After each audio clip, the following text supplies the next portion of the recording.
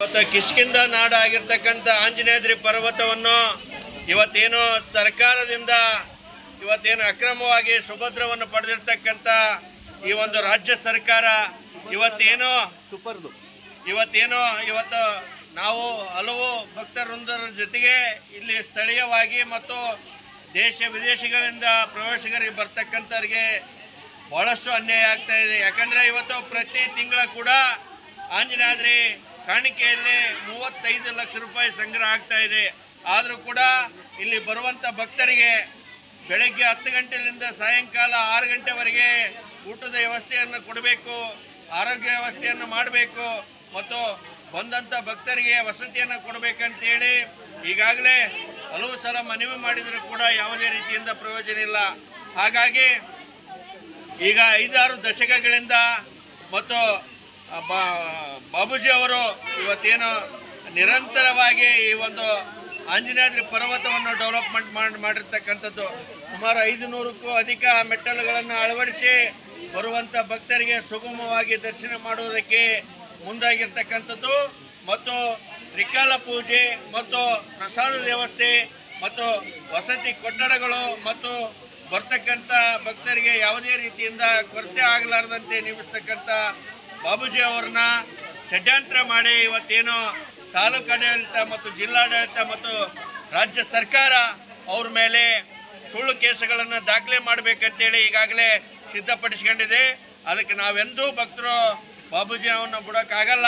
ಹಾಗಾಗಿ ಈಗೇನು ಅಧಿಕಾರಿಗಳು ಯಾರ್ಯಾರು ಇದ್ದಾರೆ ಅಂತೇಳಿ ಈಗಾಗಲೇ ಮಾಧ್ಯಮ ಮುಖಾಂತರ ಇವತ್ತೇನು ನಾವು ಪ್ರಕಟಣೆ ಮಾಡೋದಕ್ಕೆ ಈಗಾಗಲೇ ಕರಪತ್ರವನ್ನು ರೆಡಿ ಮಾಡಿದ್ದೇವೆ. ಆ ಅಧಿಕಾರಿಗಳ ವಿರುದ್ಧ ಅಮಾನತಿಗೆ ಜಿಲ್ಲಾಡಳಿತ ಮುಂದೆ ಇನ್ನು 2-3 ದಿನಗಳ ಒಳಗಡೆ ನಾವು ಹೋರಾಟವನ್ನು ಮಾಡ್ತೀವಿ ಅಂತೇಳಿ ಈ ಸಂದರ್ಭದಲ್ಲಿ ಹೇಳಿ, ಈಗೇನು ಕಿಷ್ಕಿಂಧ ಬಚಾವು ಸರ್ಕಾರ ಹಟಾವು ಅಂತೇಳಿ ಇವತ್ತು ಆಂದೋಲನವನ್ನು ಹಮ್ಮಿಕೊಂಡಿದ್ದೇವೆ.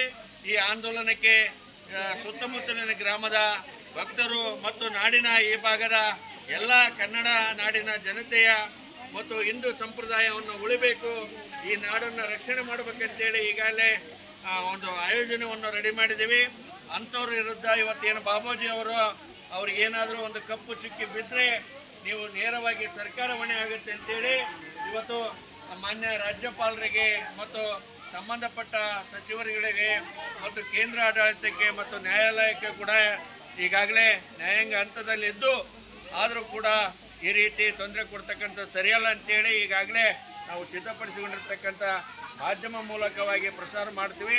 ಅದರ ಜೊತೆಗೆ ಗಮನ ಹರಿಸಿ ಅಧಿಕಾರಿಗಳು ತಕ್ಷಣವೇ ಯಾವುದೇ ರೀತಿಯಿಂದ ತೊಂದರೆ ಆಗಲ್ಲ. ಯಾಕಂದರೆ ನ್ಯಾಯಾಲಯದಲ್ಲಿ ಇದೇ ತಿಂಗಳ 27ನೇ ತಾರೀಕಿಗೆ ಇವತ್ತೇನು ನ್ಯಾಯಾಲಯ ಫೈನಲ್ ಜಡ್ಜ್ಮೆಂಟ್ ಇದೆ.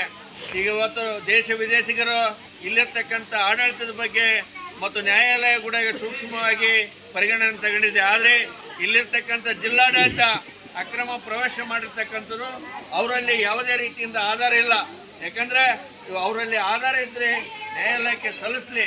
ಈ ರೀತಿ ಷಡ್ಯಂತ್ರ ಮಾಡಿದರೆ ನಾವು ಯಾರೂ ಸಹಿಸೋದಲ್ಲ ಅಂತೇಳಿ ಒತ್ತಾಯವನ್ನು ಮಾಡೋದ್ರ ಜೊತೆಗೆ ಇವತ್ತೇನು ಈ ಭಾಗದಲ್ಲಿ ಈಗೇನು ಬಾಬೂಜಿ ಅವರ ಈ ಭಾಗದ ಭಕ್ತರ ಕನಸು ಏನಿತ್ತು, ಇವತ್ತು ಕನ್ನಡ ಮತ್ತು ಸಂಸ್ಕೃತಿ ಪಾಠಶಾಲೆ ತೆಗಿಬೇಕು ಮತ್ತು ಇವತ್ತೇನು ನಾವು ಆಂಜನೇಯ ಇವತ್ತು ಕೋಟಿಗಳಿಗೆ ಇವತ್ತು ತ್ರಿಕಾಲ ಊಟದ ವ್ಯವಸ್ಥೆ ಕೂಡ ಮಾಡಬೇಕು. ಸಾರ್ವಜನಿಕರು ಬಂದಿದ್ದಾರೆ, ಅವರಿಗೆ ಕೂಡ ತ್ರಿಕಾಲ ಪೂಜೆ ಜೊತೆಗೆ ಊಟದ ವ್ಯವಸ್ಥೆ ಮತ್ತು ದರ್ಶನಕ್ಕೆ ಕೂಡ ಅವಕಾಶ ಮಾಡಬೇಕಂತೇಳಿ ಒತ್ತಾಯ ಇದೆ.